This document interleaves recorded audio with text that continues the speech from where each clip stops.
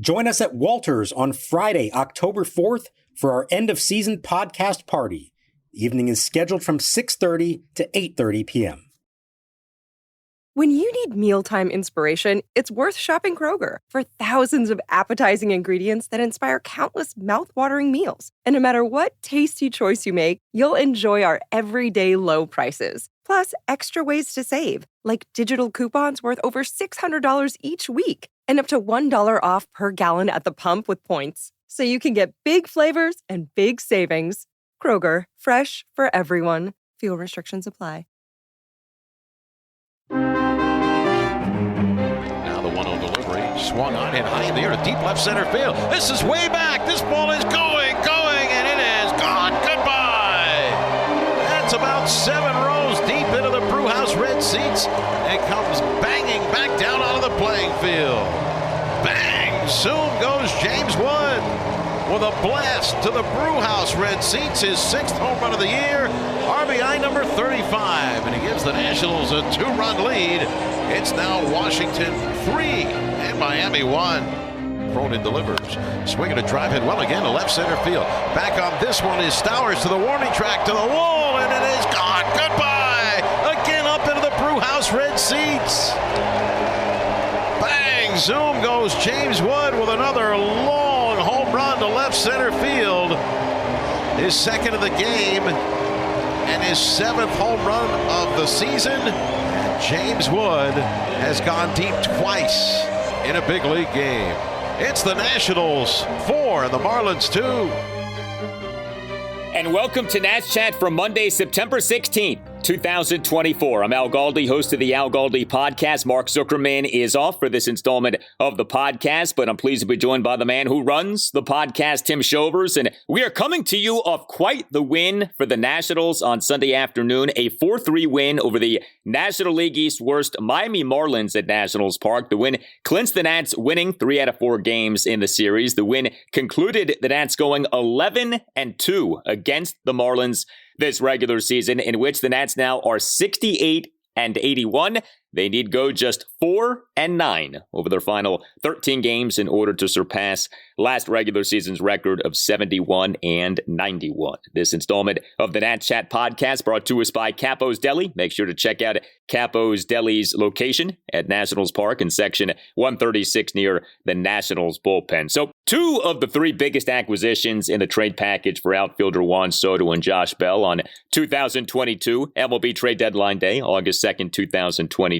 In that deal with the Padres, of course, were James Wood and MacKenzie Gore. And each guy stood out in a rather significant way on Sunday afternoon. Wood smashed 2 mammoth home runs. Gore was good for a 4th time in 5 starts. The Marlins are really bad. There's no doubt about that. But Tim, this was a feel-good day for the Nats in what ended up being a feel-good series for the Nats. If you want to buy into the promise of the future of these Nationals, well, today was a good day for that. Wood, 2 mammoth homers. Gore pitches well. Cruz is just in the lineup. Ruiz, a hit. Bunch of guys elsewhere like Tena and Chaparro. This was just a really, really, you said feel-good day at the ballpark. And I don't think it should be taken for granted. In this homestand alone, at the end of both series, against 2 divisional foes, the Nationals won the season series against both of them, Atlanta and Miami. Absolutely. You need to beat the teams in your division. I mean, it's not like it used to be only playing each team 13 times per regular season, but obviously you want to do well against your teams in your division. And the Nats, certainly with the Braves and the Marlins, have done that this season. The Nats ended up dominating the Marlins this season. And to see James Wood do as he did, especially in the way that he did it. I mean, the 2 big nits to pick with James Wood since he got promoted to the majors are A, he hasn't elevated balls enough, and B, the defense. We'll see what happens with the defense, but the elevation of balls is significant, right? He's been hitting balls so hard. We've chronicled that on this podcast so many times, but he has not been elevating balls. Well, he on Sunday afternoon elevated balls in a very impressive way, and it makes you wonder, have the floodgates been open? I've always felt like with James Wood, once he starts hitting homers, the ball may be rolling downhill at that point. We'll see what happens after this. We're not going to go too nuts over one game, but this was really good to see. So James Wood on Sunday afternoon as the Nats starting left fielder and number 2 batter, 2 for 3 with 2 solo homers and a walk. Bottom of the first, he drew a 1-out, 8-pitch walk despite having been down in the count at 1.12. And then came the homers. Wood in a Nats 1-run fifth, a 2-out solo homer on a bomb to center field for a 3-1 Nats lead. The homer per Statcast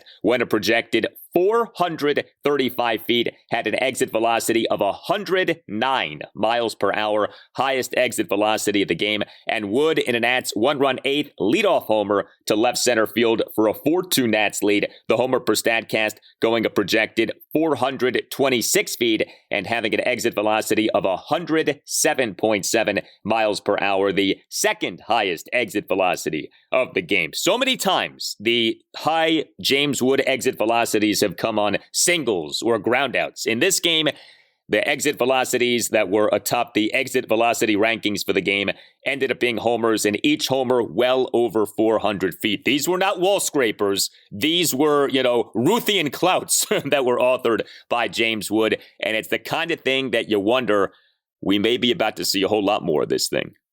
So obviously very excited with the shots that he had today, but being a veteran fan of NL East baseball, I have watched plenty of September Miami Marlins pitching or Florida Marlins pitching, and I've seen a lot of terrible pitching. So I know sometimes that a big day against the September Marlins staff can be misleading, but in the case of James Wood, I'm confident in taking the glass half full angle.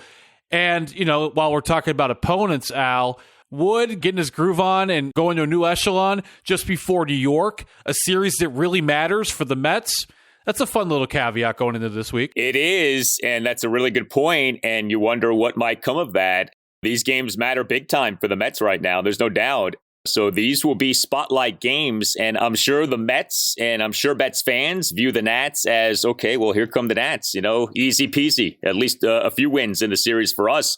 Maybe not so fast, we'll see. But James Wood's certainly going to have a lot of eyes on him in the coming days with this 3-game series at the Mets. So the Nats in this game had 4 runs on 8 hits. The 8 hits were comprised of 3 extra base hits, the 2 James Wood home runs. Andres Chaparro had a double, and then also 5 singles. The Nats in the game drew 4 walks. The Nats went 2 for 6 with runners in scoring position. James Wood was the only Nat in this game who had more than 1 hit. This was not like some supremely impressive offensive showing by the Nats as a team, but what Wood did absolutely stood out. We also in this game got another key hit from Keibert Ruiz, who ended up having a really nice series. His very good September continues to go. And, I think after Wood and Cruz, my eyes right now are on Keibert Ruiz and how he is ending this season. Keibert Ruiz in this game as the Nats starting catcher and number 6 batter, 1 for 3, RBI single and a walk. He and the Nats 2-run fourth had a 1-out RBI single to right field on a 1-2 pitch for a 2-1 Nats lead. You look at what Keibert Ruiz did in this series against the Marlins, against whom Keibert Ruiz historically has done very well, no doubt. But Ruiz was the Nats starting catcher and number 6 batter for games 1, 2, and 4 in the series. He, over those 3 games, went a combined 4 for 11 with 2 doubles, 2 RBI singles, a walk, and a stolen base. A steal of third base, as we had some fun with a few shows back. So Keibert Ruiz now for this month of September, OPS of 977. We talk about what is real, what is fake in September. And this is one of these tricky deals, right? Because September can be like a house of mirrors where what you see isn't necessarily a reflection of the reality. It's hard to know for sure what to make of what's happening with Keibert Ruiz, but it is very good to see him doing as he is doing. And, he's not just doing like kind of sort of well. He's having a monster month of September. You can allow yourself to get really excited about this, even though it's a smaller sample size and September can be that house of mirrors, just because you can't change the past. The beginning of the year was awful. He's had this really bad season, but the Nats have tethered themselves, at least for the time being, to Keibert Ruiz being the franchise catcher based upon that contract. And the goal to me is, as a fan, as a follower of the Nats, can you plausibly talk yourself into over the winter that come spring training opening day that the Nats can be a serious contender with Keibert Ruiz behind home plate? Well, the past few weeks indicates that maybe that answer is yes. And if you dig deep, and someone wrote a great email on this, I don't have it with me offhand, but if you dig deep into a season and you take into account when he got sick And when he was coming back from being sick and all of that, the numbers can get a little interesting, and you can talk yourself into a positive narrative with Keibert Ruiz. Yeah, and if he had ended the season in a really bad way, it would have been very difficult to talk yourself into having any real optimism with him. And I think the Nats would have been looking for maybe a new number one catcher this coming offseason. Now that he's ending the season in this strong way, and we'll see what happens over the remaining 2 weeks here. But, I think it's pretty safe to assume, okay, his September is going to end up being at least pretty good, if not really good. You can talk yourself into him being the number one catcher for next season. I do think the Nats need a better backup plan. I do think they need a safety net. They can't just go into next season with Keibert Ruiz, and that's just our guy. And, we're not going to listen to any other thoughts. No, I think they need a plan B.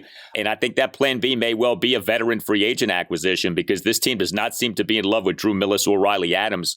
But yeah, Keibert Ruiz is here to be the number one catcher. And at least these last few weeks, he has played himself into a place to where you can say to yourself, okay, maybe, just maybe he'll be that guy. It was disturbing what was going on with him, not just this season, but last season too. Last season was not a good season for Keibert Ruiz, and this season was tracking toward being worse.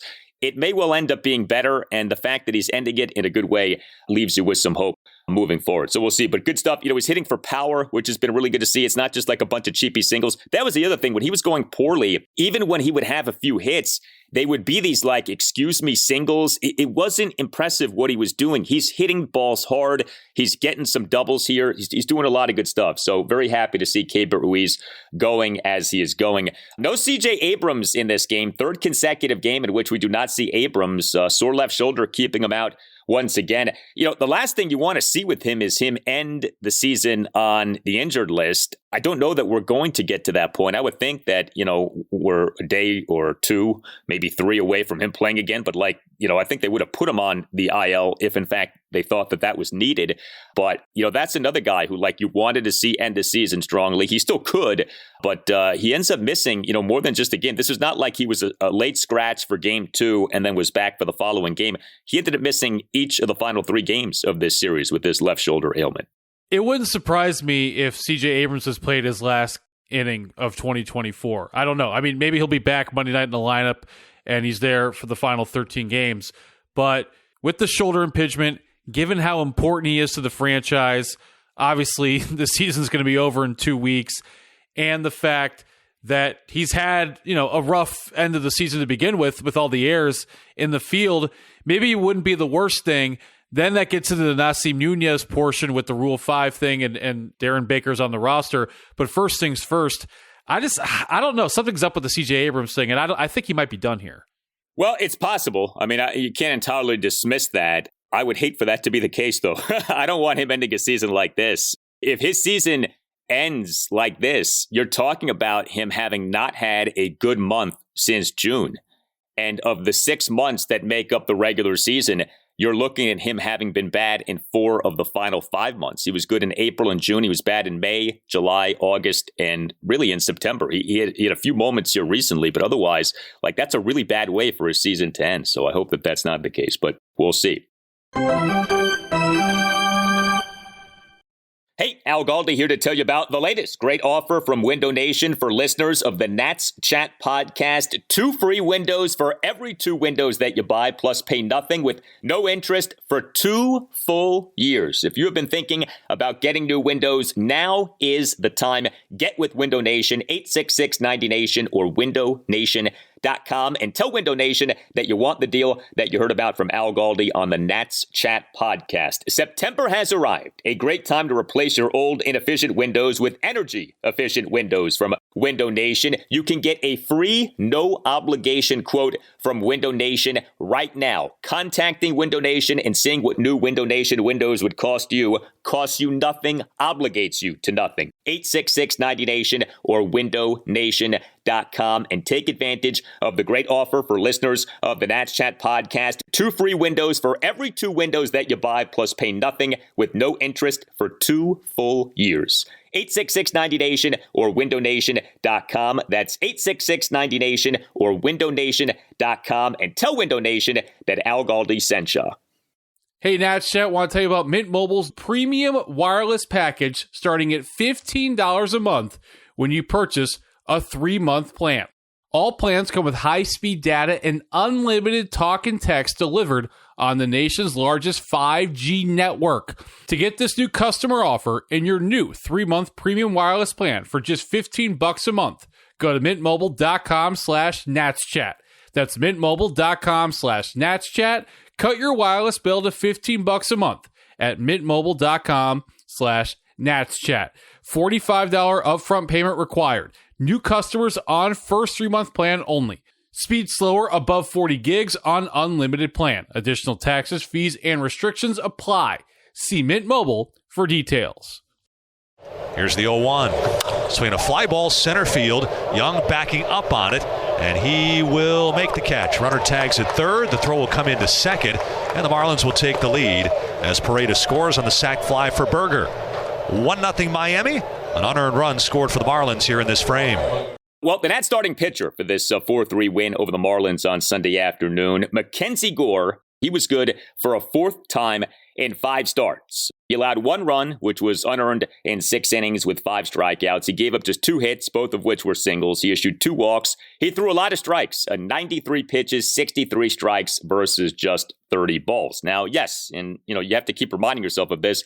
The Marlins are really bad. We all understand that. But MacKenzie Gore, for a while, was really bad. He was in a real rut, and he has pitched his way out of that rut. Now, he was coming off an outing that wasn't particularly good. MacKenzie Gore's previous outing came in the 12-0 loss to the Atlanta Braves at Nationals Park this past Tuesday evening, September 10th. Gore in that game, 7 runs, though just 2 were earned in 3 2/3 innings. But he was not good in that game. But he otherwise lately has been good.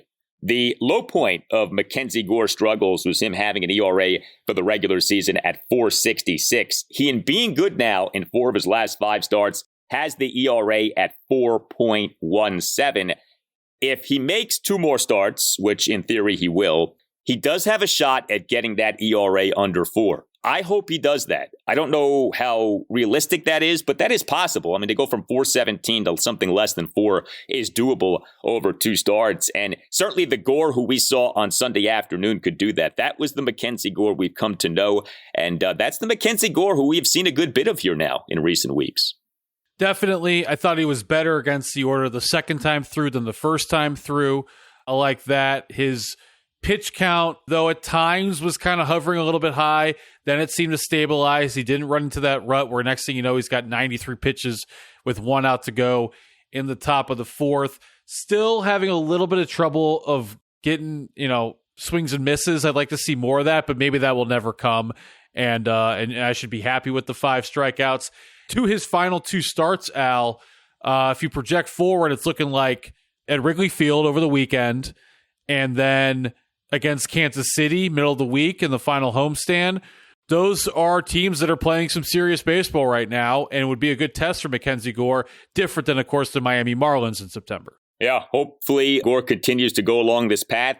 He was in a bad way, and he's been a lot better here lately. So good to see that. And, you take a step back and you examine Nats starting pitching in this series. We may have just seen the best pitched series by the Nats this season, at least in terms of starting pitching. I mean, you work backwards with these games. So Gore did as he did on Sunday afternoon. The 4-1 win over the Marlins on Saturday. Patrick Corbin was very good. 1 run in 6 innings, 6 strikeouts, 1 walk. The 4-1 win over the Marlins on Friday evening. DJ Hers was good. 1 run, 5 innings, 5 strikeouts, 1 walk. And game 1 of this series, which feels like a while ago, but 6-3 loss to the Marlins on Thursday evening. Mitchell Parker, 2 runs, both of which were unearned in 6 1/3 innings with 5 strikeouts versus no walks. I mean, name me a better pitched series by the Nats this season. It's a 4-game series. Each of the 4 outings by starting pitchers in this series ends up being really good. Yes, the Marlins, understood, but some good stuff here from Nats starting pitchers in this series. The Nats bullpen in this 4-3 win over the Marlins on Sunday afternoon. 4 Nats relievers combined to allow 2 runs in 3 innings. We had an interesting scenario in this game. The closer for the Nats in this game was Jose A. Ferrer. Now, we have seen a decent amount of Kyle Finnegan here lately, so Finnegan, presumably was, if not unavailable, then Davey Martinez was not wanting to use him in this game, and certainly appeared to be wanting to give Jose A. Ferrer a shot at closing a game. Ferrer throws the ball hard, has been pitching well lately. He in this game did give up a run, top of the ninth, allowed a run on 2 singles, a wild pitch, and an RBI ground out, but he got the save. The other relievers for the Nats in this game, Eduardo Salazar, Robert Garcia, and Derek Law.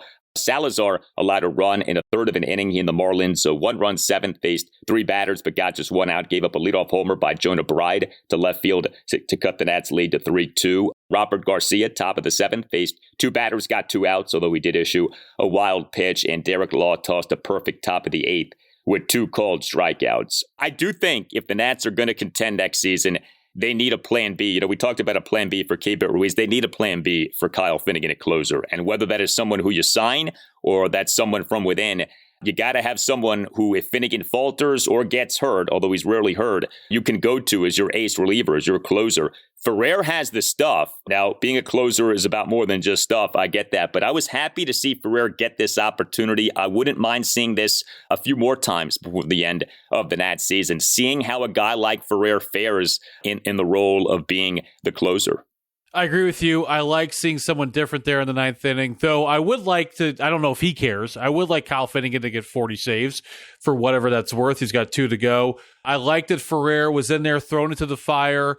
It looked like it was going to get tight real quick, and we were maybe headed to extras, but settled down, got the final outs by Ferrer. And you talk about Mike Rizzo's going to have to add for a plan B. I don't know if he's a closer, but Dylan Floro is available, Al, back again, should he want him. Yeah, I wouldn't dismiss that as a possibility. Hey, maybe the Nats this coming offseason will bring back multiple people who they have traded in the lead-ups to trade deadlines. Juan Soto and Dylan Floro. How about that? I feel like one might bring a little more attention and celebration than the other, but that's the way that things go. So the Nats win 3 out of the 4 games in this series. Next up for them is their final road trip of this regular season. It is comprised of a 3-game series at the New York Mets and then a 4-game series at the Chicago Cubs. So the 3-game set at the Mets Monday through Wednesday. Game 1 Monday night 7:10. Jake Irvin will be the Nats starting pitcher. Game 2 Tuesday night 7:10. Mitchell Parker will be the Nats starting pitcher. Game 3 Wednesday night 7:10. DJ Hers will be the Nats starting pitcher. Like we've said, the Nats now are 4 wins away from getting to where they surpassed last season's regular season record of 71 and 91. I do think that, you know, we're having some fun with that. I mean, I don't know that it matters at this point, like if they're, you know, 1 game better than that, 3 games better than that, 1 game less than that. Like in the grand scheme of things, I don't think that matters. Psychologically, yes, you do want to surpass what you did last season. I do think that the fact that we're even talking about this deep into the regular season is not where you wanted to be. Like the idea with this season was that the Nats would take a step forward and be well beyond where they were last season. That is not the case, but it is looking like they are going to surpass last regular season's win total. I also want to note this. So over the weekend, the Nats were officially eliminated from playoff contention. Not that everyone was holding their breath on that, but if you go to MLB standings now, you see the E next to the Nats. They have been officially eliminated.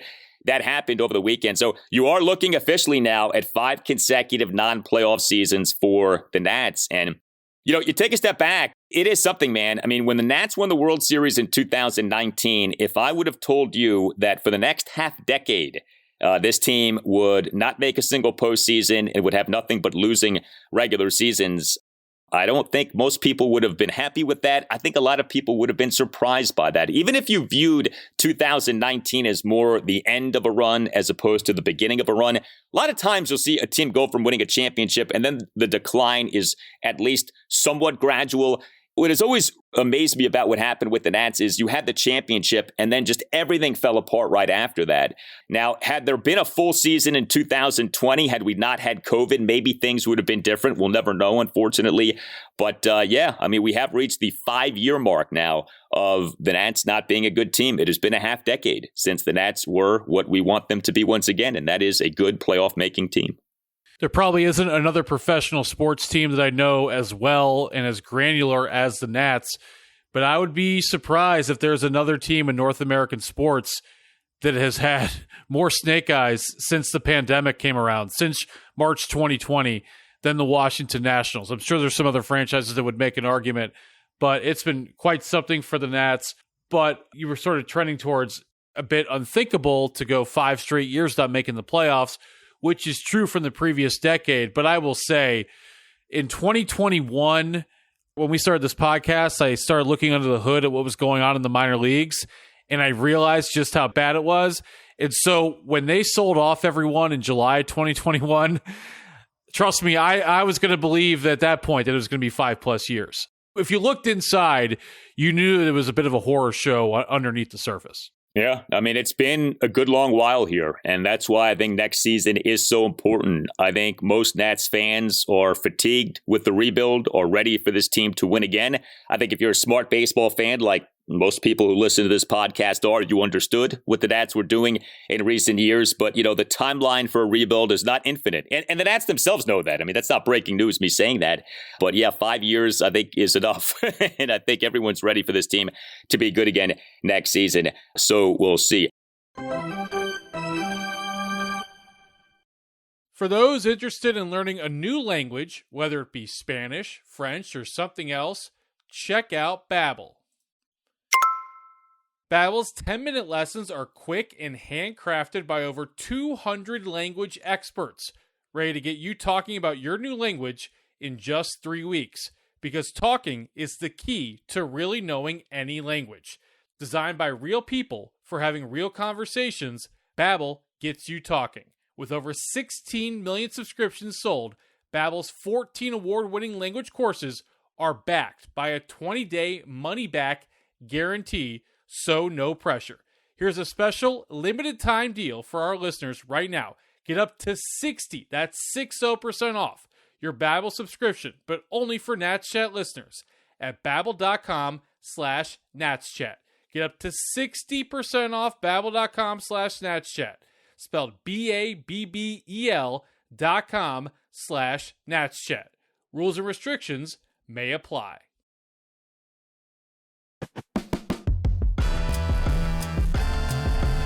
What's up, everybody? It's Heisman Trophy winner Matt Leinart. I've got a podcast called Throwbacks with actor Jay Farrar, where we'll be talking all things sports, but also so much more. We'll give you the behind-the-scenes stories from my days as the quarterback on an iconic college football team to Jerry's days as a star on an iconic TV series. So subscribe to Throwbacks wherever you download your podcast and follow us on all social media at Throwback Show.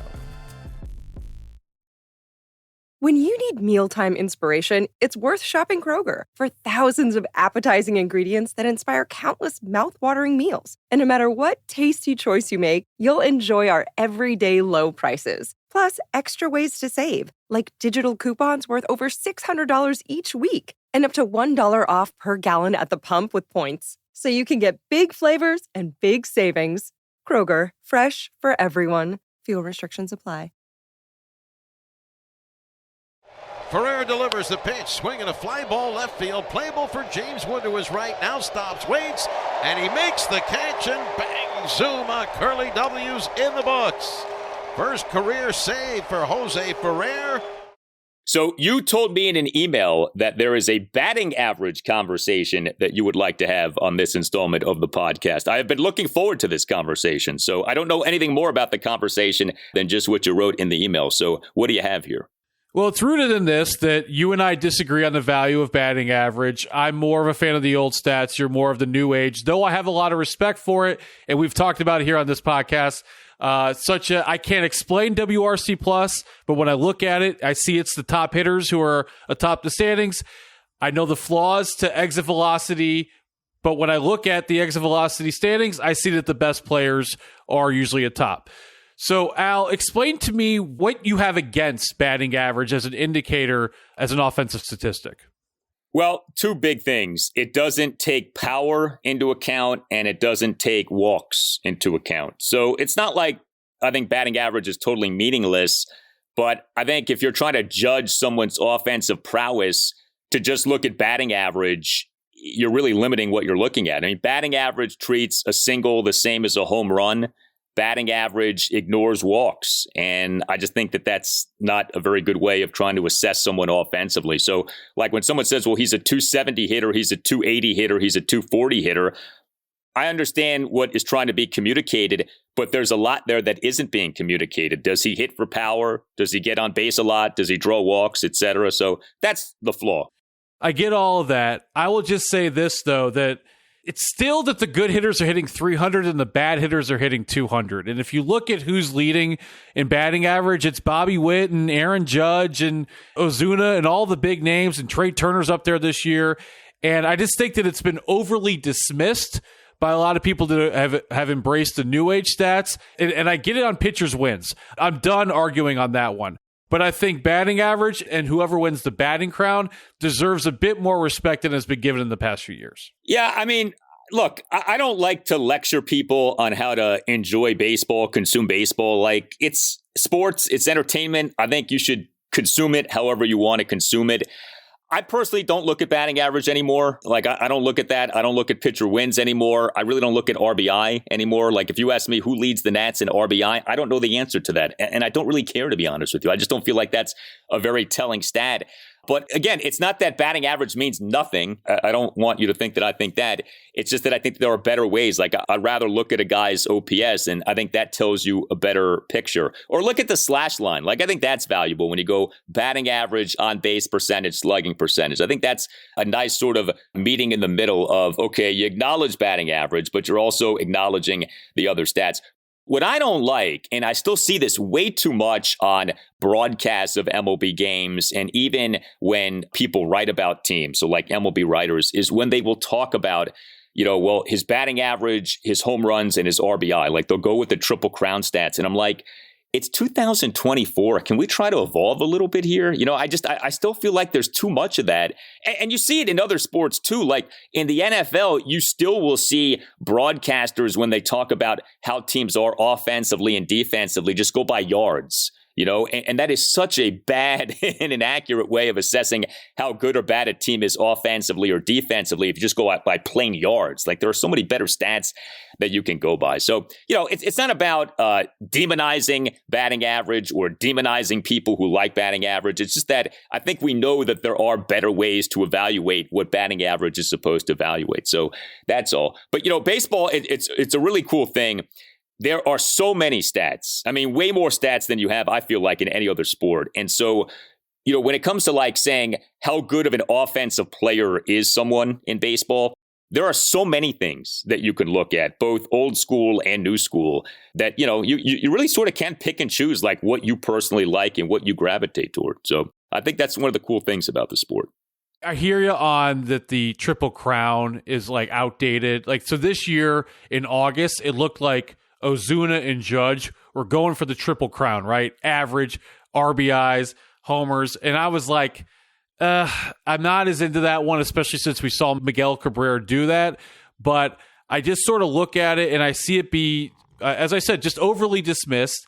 And I think it should just be remembered that, like all the other stats, it has its flaws.